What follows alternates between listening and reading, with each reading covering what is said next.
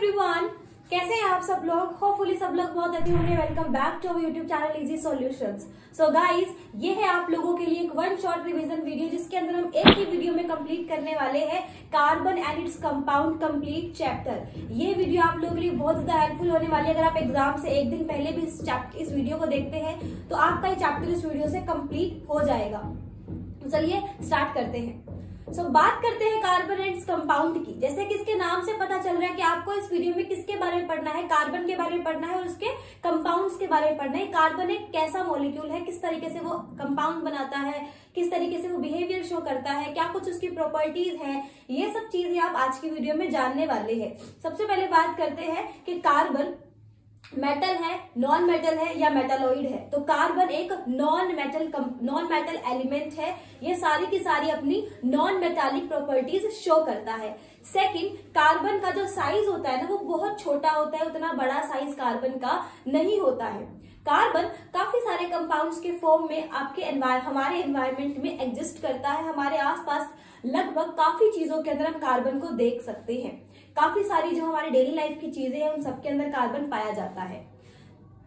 अब बात करते हैं कार्बन की कुछ केमिकल प्रॉपर्टीज की। फिजिकल प्रॉपर्टीज की तो हमने बात कर ली, हम बात करते हैं केमिकल प्रॉपर्टीज की। तो कार्बन की केमिकल प्रॉपर्टीज कुछ इस तरीके से है। जैसा कि हम सबको पता है कि जो कार्बन का एटॉमिक नंबर होता है वो होता है 6। तो इसकी अगर हम इलेक्ट्रॉनिक कॉन्फ़िगरेशन की बात करें तो वो हो जाती है 2 and 4, यानी कि वैलेंस शेल में कितने इलेक्ट्रॉन आ रहे हैं, 4 इलेक्ट्रॉन्स जो है वो वैलेंस शेल में आ रहे हैं कार्बन के, राइट। अब अगर 4 इलेक्ट्रॉन्स है, सबको पता है कि एक एलिमेंट को या एक एटम को स्टेबल होने के लिए उसके वैलेंस शेल में या तो 2 इलेक्ट्रॉन चाहिए या तो 8 इलेक्ट्रॉन चाहिए। अब जो कार्बन है वो मोनोवैलेंट कंपाउंड तो है नहीं, तो वो क्या करेगा, वो अपना ऑक्टेट कंप्लीट करेगा। लेकिन किस तरीके से करेगा, उसके पास वैलेंस शेल में कितने इलेक्ट्रॉन्स है, 4 इलेक्ट्रॉन्स है। अब या तो वो क्या करे, 4 इलेक्ट्रॉन्स को लेकर के अपना ऑक्टेट कंप्लीट कर ले, या फिर वो चारों इलेक्ट्रॉन्स को दे दे और एक डुप्लेट कंपाउंड बन जाए, एक 2 इलेक्ट्रॉन्स के साथ में वो स्टेबल कंडीशन में एग्जिस्ट करे।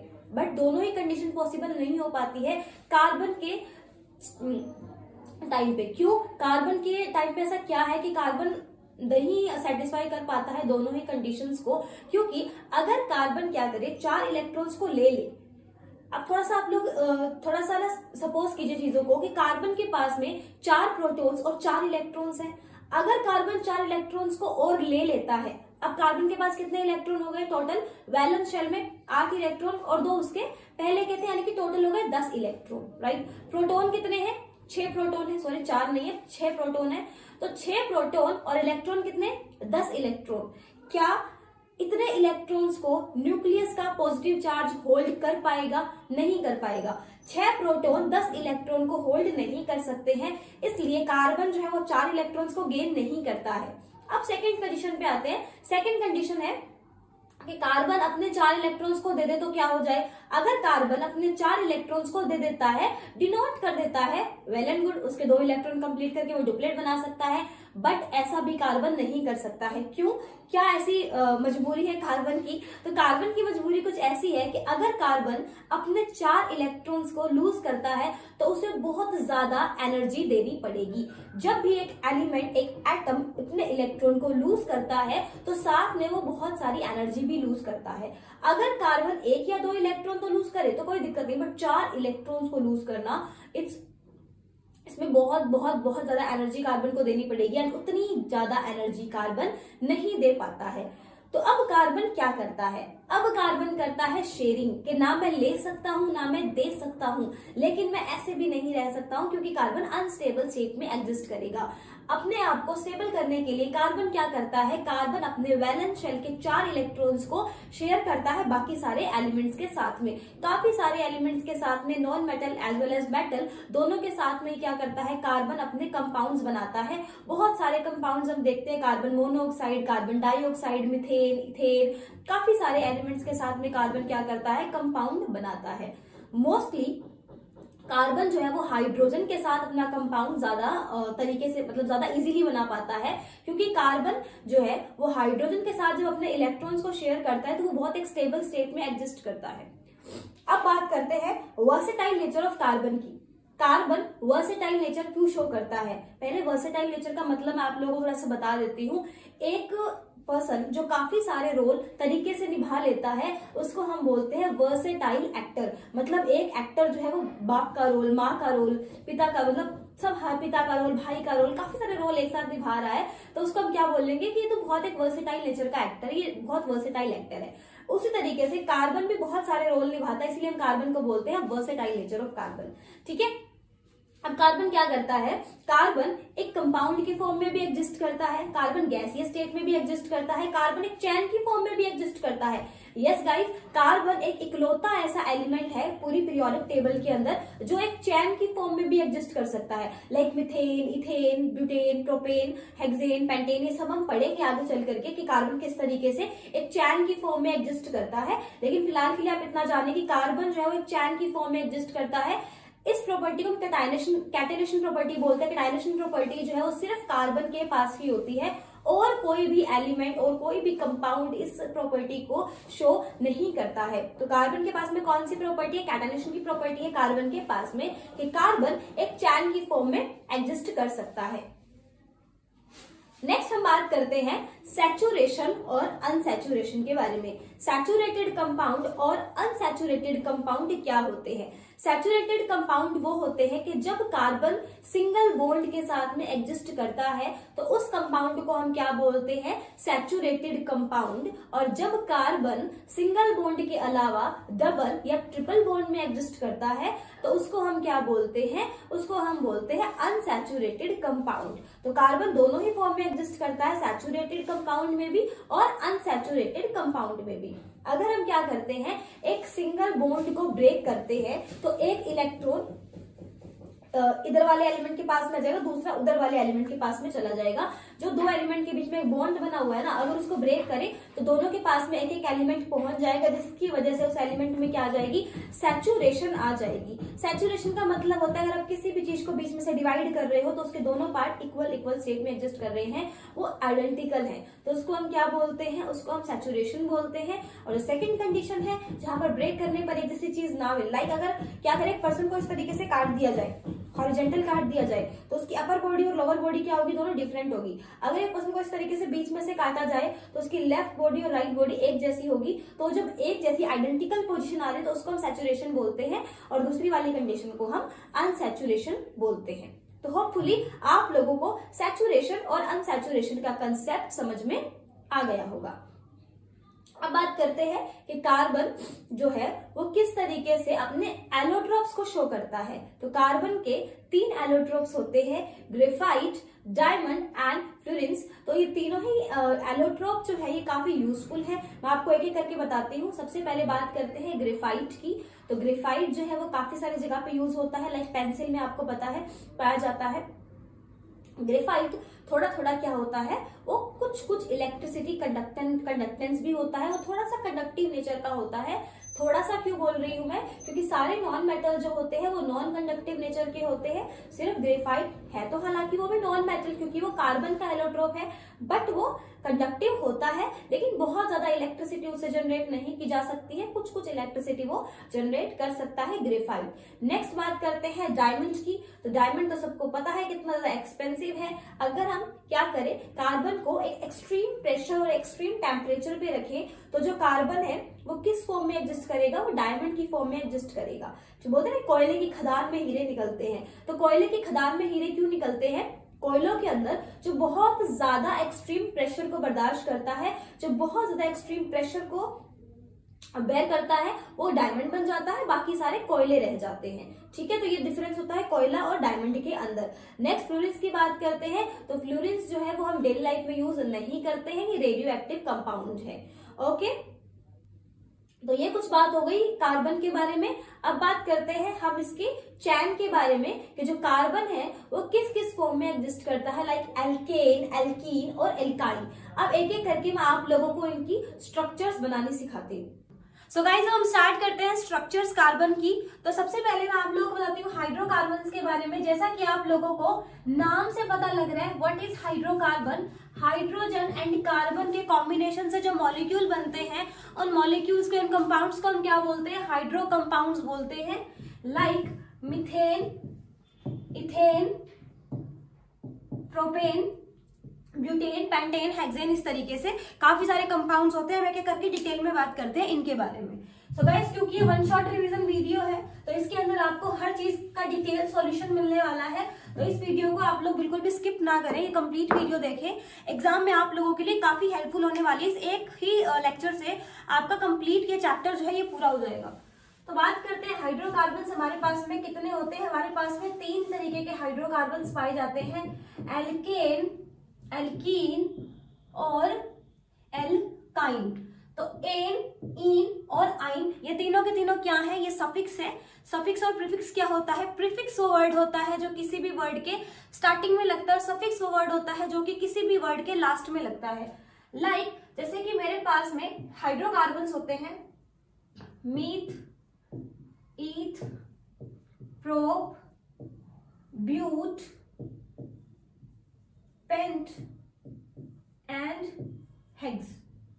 ओके, या पेंटा और हेक्सा भी आप इसको बोल सकते हो, वैसे पेंटा और हेक्सा बोल सकते हो।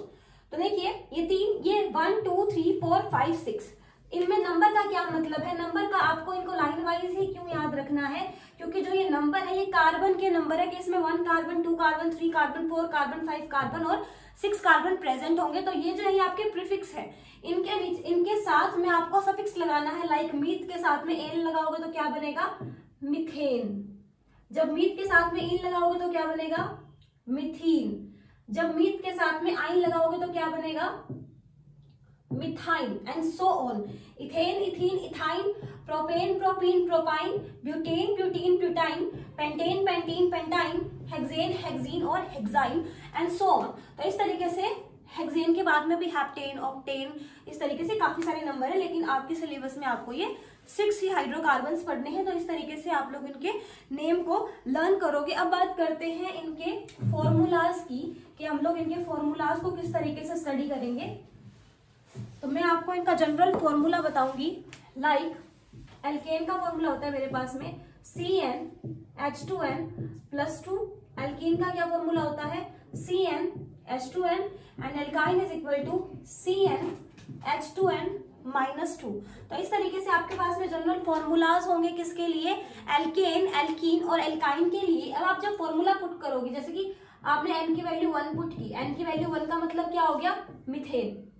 तो C1 और 2 × 1 2 + 2 4, CH4 यहाँ पे पुट कीजिए, C1H2 × 2 यानी कि CH2, ये क्या हो जाएगा, मिथीन। C1H21 -2, 2 - 2 0, तो इसीलिए हमारे पास में मिथाइन जो है वो एग्जिस्ट ही नहीं करता है। नेक्स्ट बात करते हैं इथेन की। तो C2H 2 × 2 4 + 2 6, C2H6 यहाँ पे क्या होगा, C2 और 2 × 2 4, C2H4 यहाँ पे क्या होगा, C2H 2 × 2 4 - 2 2, C2H2। तो इस तरीके से आप लोग इनके फॉर्मूलाज निकाल सकते हो। तो ये मैंने आप लोगों को इनकी वैल्यूज निकालना बताई है कि आप लोग इनकी वैल्यूज किस तरीके से निकालोगे। तो आई होप आप लोगों को इतनी चीजें बहुत अच्छे से समझ में आई होंगी। अब हम एक बात करते हैं स्ट्रक्चर्स की। आप लोगों के सिलेबस में जो फंक्शनल ग्रुप वाला जो पार्ट था वो कंप्लीट रिमूव कर दिया गया है। तो फंक्शनल ग्रुप आप लोगों को नहीं पढ़ना है, बट नोमेनक्लेचर आप लोग थोड़ा सा देख लीजिए क्योंकि काम आता है ना पेपर में। देखिए एक बार, जैसे कि मैंने बोला C2H6, इसकी स्ट्रक्चर बनाइए। किस तरीके से बनाएंगे, कार्बन के पास में कितने इलेक्ट्रॉन्स होते हैं, 1 2 3 4। मेरे पास में कितने कार्बन है, मेरे पास तो 2 कार्बन है, 1 2 3 4। ठीक है, हाइड्रोजन कितने हैं, 6। तो 1 2 3 4 5 एंड 6। सबके पास में अपना अपना क्या है, एक एक इलेक्ट्रॉन है, क्योंकि हाइड्रोजन के पास में तो एक ही इलेक्ट्रॉन होता है। यहाँ से ये बॉन्ड बनाएगा, यहाँ से ये बॉन्ड बनाएगा, यहाँ से ये, यहाँ से ये, यहाँ से ये और यहाँ से ये, और इसी तरीके से ये बॉन्ड बनाएगा एक कंप्लीट कार्बन। तो यहाँ से कार्बन के कितने कंप्लीट हुए, 1 2 3 4 5 6 7 8 9 10 11 12, सॉरी 1 2 3 4 5 6 7 8। इस कार्बन के कितने पूरे हो गए, इस कार्बन के 8 पूरे हो गए और इस कार्बन के भी 8 पूरे हो गए। ठीक है, तो इस तरीके से जो कार्बन है ये बॉन्ड बनाता है। बॉन्ड कौन सा बॉन्ड होते हैं आपके पास में दो तरीके के, कोवेलेंट बॉन्ड और आयोनिक बॉन्ड। आयोनिक बॉन्ड क्या होता है, ionic bond as much stronger होता है कोवेलेंट बॉन्ड से। क्यों? क्योंकि जैसे कि मान लीजिए हाइड्रोजन एंड क्लोरीन, तो हाइड्रोजन ने अपना एक इलेक्ट्रॉन दे दिया और क्लोरीन ने इससे एक इलेक्ट्रॉन ले लिया, तो ये कौन सा बॉन्ड बना रहे हैं, ये बना रहे हैं आयोनिक बॉन्ड, मतलब लेना और देना वाली सिचुएशन। जबकि कार्बन और हाइड्रोजन कैसा बॉन्ड बनाते हैं, ये बनाते हैं कोवेलेंट बॉन्ड, मतलब ना तेरी ना मेरी, चल भाई शेयरिंग करते हैं। तो यहां पर होती है इलेक्ट्रॉन्स की क्या, शेयरिंग। आगे बात समझ में, जहां पर इलेक्ट्रॉन्स को शेयर किया जा रहा है वहां पर कौन सा बॉन्ड बनता है, कोवेलेंट बॉन्ड बनता है। लाइक जैसे कि एक पर्सन के पास में क्या है, दो टॉफी है, उसने एक टॉफी उसको दे दी और एक टॉफी खुद रख ली, तो लेना और देना हो गया ना, तो भाई खत्म। उस बॉन्ड को हम बोलते हैं आयोनिक बॉन्ड। अगर एक ही टॉफी है उसको शेयर करके खाया जा रहा है तो उसको हम क्या बोलते हैं, कोवेलेंट बॉन्ड। को का मतलब होता है साथ में, वैलेंट मतलब अपना जो खाली जगह है उसको पूरा करना, साथ मिलकर शेयर कर कर इलेक्ट्रॉन्स को। ठीक है, तो कार्बन हमेशा कौन सा बॉन्ड बनाता है, कोवेलेंट बॉन्ड बनाता है। C2H6 की स्ट्रक्चर कैसे हुई, कार्बन और कार्बन के बीच में बॉन्ड बनेगा, यहाँ पर हाइड्रोजन और हाइड्रोजन और हाइड्रोजन, तीन हो गए कंप्लीट, 4 5 और 6, ये क्या हुआ, ये हो गया मेरे पास में क्या, इथेन। Got it. कैसा बॉन्ड है, सिंगल बॉन्ड। तो एल्केन में कौन सा बॉन्ड पाया जाता है, सिंगल बॉन्ड पाया जाता है। ठीक है, इसी तरीके से आप जितने भी स्ट्रक्चर बनाना चाहें आप बना लीजिए। यहाँ पर C3H8 की, तो यहाँ पर आप एक कार्बन को और ऐड कर दीजिए, तो इस तरीके से और कार्बन यहाँ पर ऐड हो जाएंगे। ठीक है, 3 कार्बन और ऐड हो जाएंगे तो आपका क्या बन जाएगा, प्रोपेन बन जाएगा। इसी तरीके से जो ये कार्बन है ये एक चैन की फॉर्म में क्या करता है, एग्जिस्ट करता है। राइट। अब हम बात करते हैं इथीन की, जिसका फॉर्मूला होता है C2H4। ठीक है, CnH2n C2H4। कार्बन है मेरे पास में, यहाँ पर हाइड्रोजन कितने हैं, 4, तो एक यहाँ पर आया, एक यहाँ पर आया। अब एक को यहाँ आना पड़ेगा और एक को यहाँ आना पड़ेगा, बराबर बराबर जाएगा ना, 2 इधर गए तो 2 इधर आए। क्या कार्बन के 4 बॉन्ड पूरे हुए, 4 बॉन्ड ही क्यों पूरे करने हैं, एक बॉन्ड में कितने इलेक्ट्रॉन आ रहे हैं, 2, एक कार्बन का एक हाइड्रोजन का, एक इस कार्बन का एक इस कार्बन का, एक इसका और एक इसका। राइट। तो अब इस कार्बन के पास में तो 4 इलेक्ट्रॉन होते हैं, तो एक बच गया ना, एक इसका बच गया, तो ये भी क्या कर लेंगे, आपस में बॉन्ड बनाएंगे। अब कार्बन और कार्बन के बीच में कैसा बॉन्ड आ रहा है, डबल बॉन्ड। यानी कि जो एल्कीन है वहां पर कौन सा बॉन्ड आता है, डबल बॉन्ड आता है। यहाँ पर डबल बॉन्डेड कार्बन होते हैं प्रेजेंट। गॉट इट बच्चा, इतनी बातें सब बच्चों को समझ में आ गई। एक बार आप लोग इसकी दूसरी स्ट्रक्चर भी देख लीजिए, जिसको हम बोलते हैं डॉटेड स्ट्रक्चर। जो भी मैंने बताई इसको हम बोलते हैं लीनियर स्ट्रक्चर। अब मैं आपको डॉटेड स्ट्रक्चर बताती हूँ। कार्बन कार्बन 1 2 3 4 5 6 7 8 कार्बन हो गए, 4 इसके और 4 इलेक्ट्रॉन हो गए, 4 इसके और 4 इसके। अब यहाँ पर आया एक हाइड्रोजन अपने इलेक्ट्रॉन के साथ में, यहाँ पर एक हाइड्रोजन है अपने इलेक्ट्रॉन के साथ में, यहाँ एक हाइड्रोजन और यहाँ एक हाइड्रोजन। सबसे पहले हाइड्रोजन क्या करेगा, अपने डुप्लेट कंप्लीट कर लेगा। अब बात आती है कार्बन की। कार्बन क्या करेगा, 2 2 4 2 6 और 2 8, अपने 8 इलेक्ट्रॉन ले लिए। यहां से ये वाला कार्बन भी लेगा, तो शेयरिंग कितने की हुई, 2 इलेक्ट्रॉन्स की। आई कि नहीं समझ में स्ट्रक्चर। तो इस तरीके से आप लोग क्या बनाते हो, डॉटेड स्ट्रक्चर बनाते हो। ठीक है बच्चा। अब बात करते हैं हम किसकी, एल्काइन की। एल्काइन की स्ट्रक्चर किस तरीके से बनाएंगे। अच्छा, जो ये वीडियो अभी आप लोगों के लिए जा रही है, जो ये रिकॉर्डेड वीडियो है, तो अगर इस टॉपिक में किसी भी बच्चे को कोई डाउट आता है तो वो इस वीडियो के नीचे कमेंट कर सकता है। क्योंकि ये वीडियो रिकॉर्डेड जाएगी तो आप लोग लाइव तो कमेंट कर नहीं पाएंगे, तो आप लोग वीडियो के नीचे कमेंट कर दीजिएगा। जिस भी बच्चे को प्रॉब्लम आती है definitely I will resolve that problem. अब बात करते हैं एल्काइन की। तो यहाँ पर मैं प्रोपेन की बात करती हूँ, आप बोलोगे इथेन की तो बहुत स्ट्रक्चर हो गई, हमें प्रोपेन की बताइए। तो प्रोपेन की बात करते हैं। C3H क्या था, 2n-2, 2 into 3 6 minus 2 4, C3H4 right. तो कार्बन 3 आएंगे, 1 2 एंड 3 और हाइड्रोजन कितने हैं 4, 1 2 3 4। तो क्या होगा इस कार्बन के पास में कितने हैं 1 2 3 1 2 1 2 3। तो यहाँ पर क्या होगा ये जो कार्बन होगा ये ट्रिपल बॉन्डेड होगा। ट्रिपल बॉन्डेड क्यों, इसके 1 2 3 4 बॉन्ड को कंप्लीट करने के लिए, राइट। यहाँ पर कितने हैं 1 2 3 और यहाँ पर कितने 1 2 3 4 5 यहाँ पर एक्स्ट्रा हो गए। तो यहाँ से क्या होगा, अब हम यहाँ से एक हाइड्रोजन को उठा करके वहां पर डाल देंगे ताकि इसके भी कंप्लीट हो और इसके भी कंप्लीट हो। अभी आप सब कार्बन के देखिए 1 2 3 4 1 2 3 4 1 2 3 4, हर कार्बन के 4 बॉन्ड जो है वो कंप्लीट हो चुके हैं। तो ये है इसकी लीनियर स्ट्रक्चर। अब चलिए बात करते हैं इसकी डॉटेड स्ट्रक्चर के बारे में कि जो इसकी डॉटेड स्ट्रक्चर है वो कैसे बनेगी। C3H4 1 2 and 3।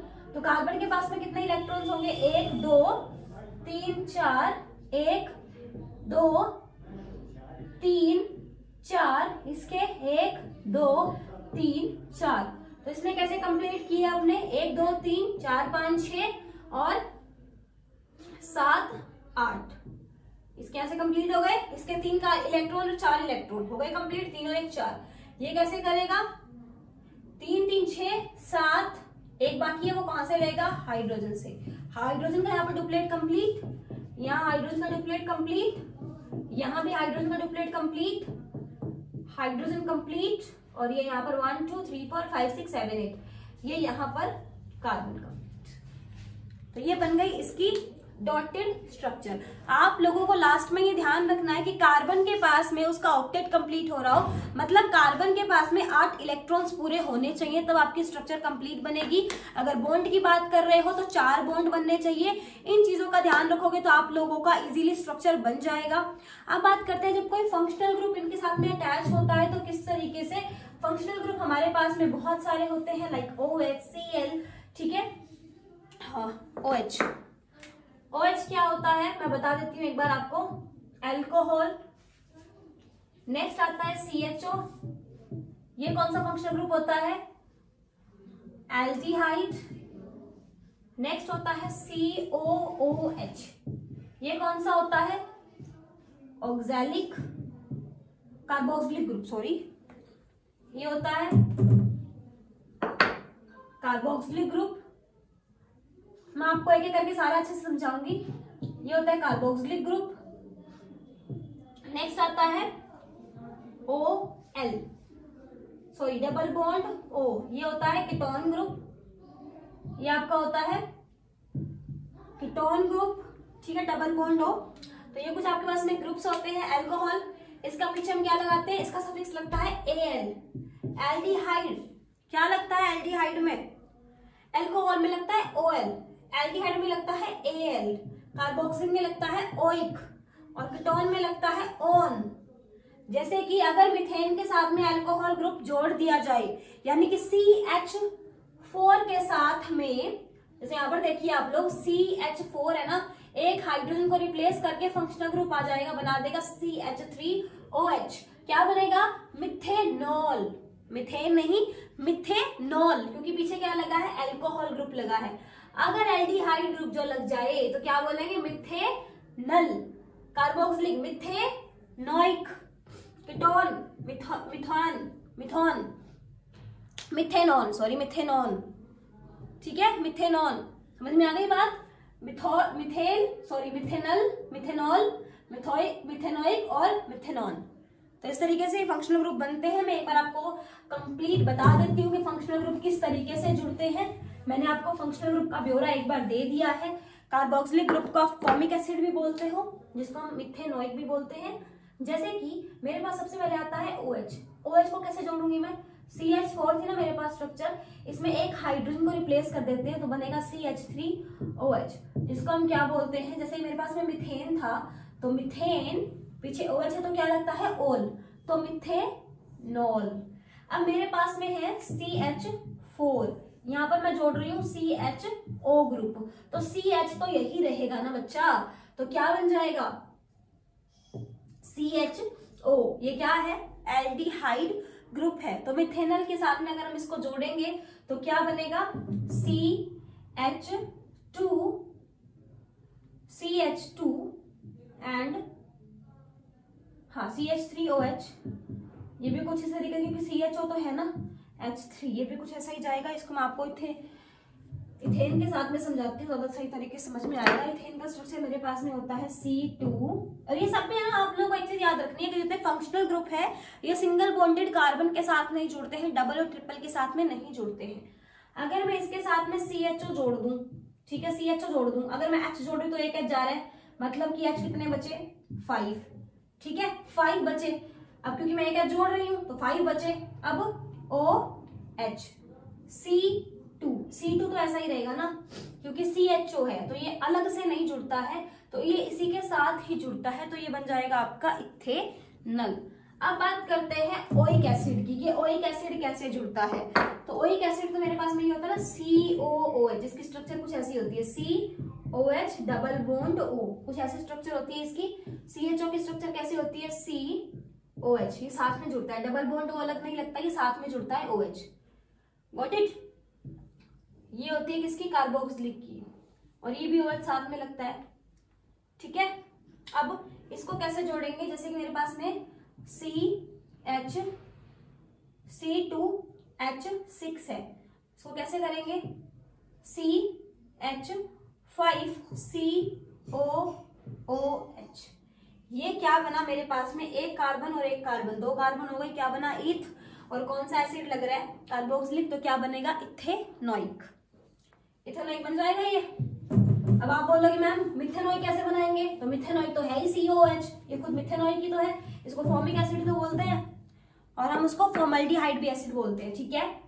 अब बात करते हैं किसकी, कीटोन ग्रुप की। तो कीटोन ग्रुप कैसे जुड़ता है, डबल बॉन्ड O के साथ में जुड़ता है, लाइक मेरे पास स्ट्रक्चर है C2H6 की, तो C2 डबल बॉन्ड लगेगा कीटोन ग्रुप के लिए, तो अब H जोड़ दो, आप कितने कम हो रहे हैं, कितने कम हो गए, 1 2 3 4 5, तो C2H4OH, ठीक है, या फिर C2H5 डबल बॉन्ड O, तो ये बन गया मेरे पास में क्या, इथेनॉल। क्लियर है बात। तो ये थी आपकी पूरी की पूरी फंक्शनल ग्रुप की स्टोरी। तो ये मैंने बहुत ही डिटेल में समझाने की कोशिश की है आप लोगों को। वैसे गाइस ऑलरेडी कार्बोनेट्स कंपाउंड का 1 शॉर्ट रिवीजन वीडियो का जो चैप्टर है वो अपलोडेड है, क्योंकि मैंने लास्ट ईयर भी बच्चों को ये पढ़ाया था, लेकिन मैं दोबारा से ये वीडियो अपलोड कर रही हूँ क्योंकि जो नए बच्चे हैं वो शायद प्रीवियस वीडियोस ना देखें, तो आप लोगों को होपफुली इन सारी चीज समझ में आ जाएंगी। अगर आप लोगों को कोई भी डाउट आता है तो आप लोग मुझे कमेंट कर सकते हैं, and if you like the video then don't forget to like share and comment. Video को ज्यादा से ज्यादा लाइक करें, 10th क्लास वाले बच्चों के पास मैक्सिमम इस वीडियो को शेयर करें, जिससे कि उनका ये जो 1 शॉट है ये कंप्लीट हो जाए। एंड गाइज फटाफट चैनल को सब्सक्राइब कर लीजिए। अभी आने वाले टाइम मतलब फरवरी में आप लोगों के सारे 1 शॉट अपलोड हो जाएंगे, इलेक्ट्रिसिटी का, magnetic effect of current, heredity and organism reproduction, सभी का 1 शॉट रिवीजन आप लोगों के लिए अपलोड होने वाला है। अभी थोड़ा सा टाइम लग रहा है बच्चों, क्योंकि थोड़ी एडिटिंग करनी पड़ती है, थोड़ा रिकॉर्डिंग करना पड़ता है, थोड़ा सा टाइम लग रहा है। लाइव में क्लासेस नहीं ले रही हूँ क्योंकि बच्चों का मुझे लगता है टाइम का शायद इशू आए, क्योंकि अभी स्कूल वगैरह भी स्टार्ट हो चुके हैं। अगर मुझे बच्चे टाइम बताएंगे तो मैं लाइव भी ले लूंगी क्लास, मुझे कोई दिक्कत नहीं है लाइव लेने में भी।